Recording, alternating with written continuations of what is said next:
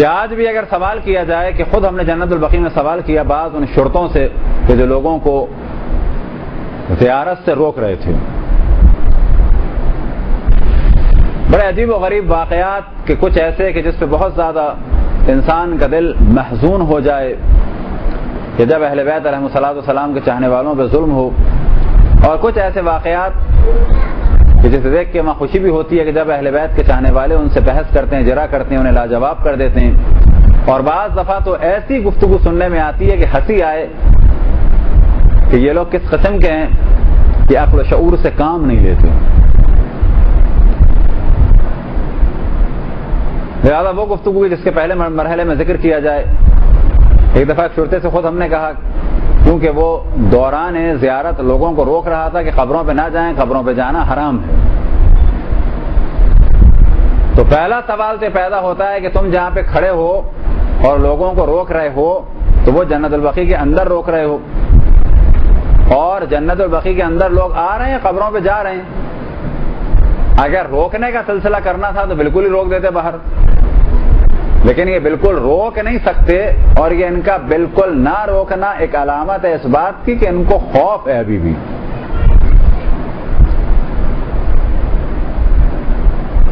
تو پہلا سوال جو ہم نے ان سے کیا کہ کیوں، اس میں وہ کافی شیعوں کو بھی کہہ رہا تھا اور ہم بغیر امامے کے تھے کہ یہ شیعوں کا کام ہے، قبروں کو پوچھتے ہیں، یہ سب کچھ کرتے ہیں، جبکہ وہاں پر فقط شیعہ نہیں، بڑی کثرت سے سبز پگڑی والے کہ جو خود اہل سنت ہیں، اور ساتھ میں سفید پگڑی والے اور سفید چوغے والے شیروانی کی طرح کے لباس پہنے ہوئے ایک بہت بڑی تعداد کن لوگوں کی کہ جو کئی ہزار کی تعداد میں آتے ہیں مصر سے، کہ جو سب نظریاتی اعتبار سے اس مسئلے میں شیعہ اور سنیوں کے ساتھ ہیں۔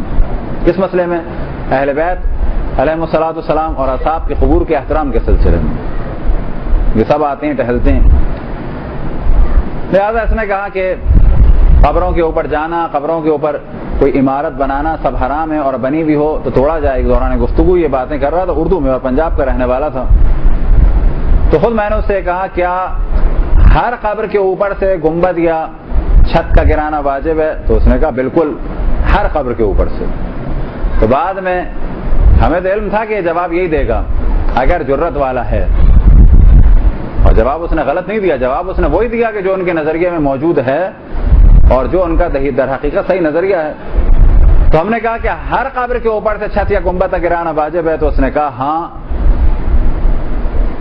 ان تمام پاکستانیوں کو مخاطب کر کے، اس کو مخاطب کر کے ہم نے کہا کیا یہ سبز گنبد بھی گرانا واجب ہے؟ تو آپ کو تعجب ہوگا، اس نے کہا ہاں۔ سلفیوں کا یا وہابیوں کا یہ نظریہ ہے کہ کوئی بھی چھت یا کوئی بھی گنبد کسی بھی قبر کے اوپر ہو تو اس کو گرا دیا جائے۔ اب اگر گنبد خضرا کو یا وہ چھت اور گنبد جو قبر مطہر رسول اللہ صلی اللہ علیہ وآلہ وسلم پر ہے کہ جس کا گرانا ان کے نزدیک واجب ہے اور وہ اس کو نہیں گرا رہے، تو سوال یہ پیدا ہوگا کہ اس واجب کو ترک کیوں کر رہے ہو؟ تو جواب ملے گا کہ مسلمانوں کے اختلاف کے خوف سے یا خود مسلمانوں کے خوف سے۔ تو کہا جائے گا یہی وہ چیز ہے کہ جسے تقیہ کہا جاتا ہے۔ تو آج جو سبز گنبد قبر مطہر رسول اللہ پہ نظر آئے صلی اللہ علیہ وآلہ وسلم پہ، تو یہ علامت ہے کہ سلفی قبروں کے گرانے کے مسئلے میں تقیہ کر رہے ہیں۔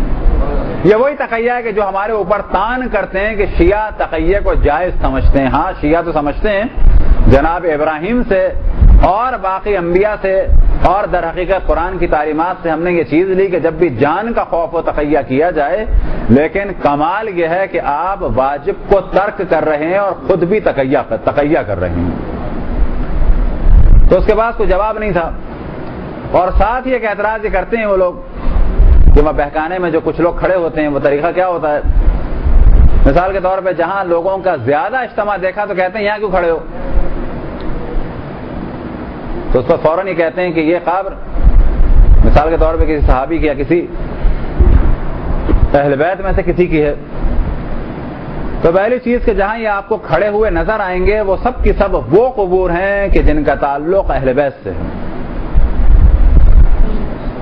وجہ کیا ہے کہ وہاں پہ لوگ آتے ہیں، چاہے شیعہ ہوں چاہے سنی ہوں، اہل بیت کا احترام بالآخر سب سے زیادہ ہے۔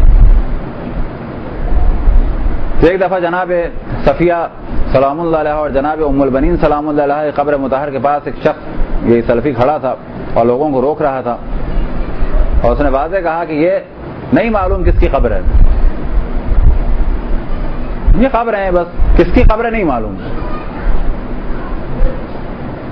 تو وہیں پر ایک شیعہ کہ جو خود قطیف یا احسا کا تھا، تو اس نے کہا کہ کیسے نہیں معلوم کہ کس کی قبر ہے؟ کہنے لگے زمانہ گزر چکا ہے، نہیں معلوم کس کی قبر ہے۔ کہا کہ وہ کس کی قبر ہے؟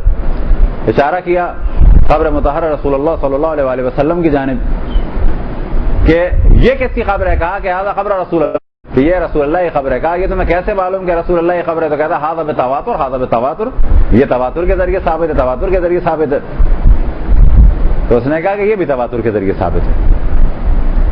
اور ایک جگہ ایک مومن نے اس بحث کے بعد، تقریباً اسی بحث کے بعد، ایک جواب دیا کہ تم جو یہاں کھڑے ہو اس بات کی علامت ہے کہ قبر کسی اہل بیت میں سے کسی کی ہے، کیونکہ تم کھڑے ہی اس جگہ ہوتے ہو کہ جو قبر اہل بیت علیہم الصلوۃ والسلام میں سے کسی کی ہے۔ لہذا یہ لوگ آپ کو عام طور پہ جو قبور امہات المومنین سے منسوب ہے نہ وہاں نظر آئیں گے، اور نہ ہی اس قبر کے پاس نظر آئیں گے کہ جو بقول بعض کے جناب عثمان کی ہے، جبکہ در حقیقت وہ قبر جناب عثمان بن مظنون کی ہے۔ یہ عثمان بن مظنون الگ ہیں، یہ تیسرے خلیفہ نہیں ہیں۔ تیسرے خلیفہ کا نام ہے جناب عثمان بن عفان، اور یہ قبر کے جسے عام طور پہ لوگ سمجھتے ہیں جناب عثمان کی، در حقیقت وہ جناب عثمان بن عفان کی نہیں، عفان کی نہیں ہے، بلکہ جناب عثمان بن مظنون کی ہے۔ نہ قبر جناب حلیمہ سعدیہ کے پاس نظر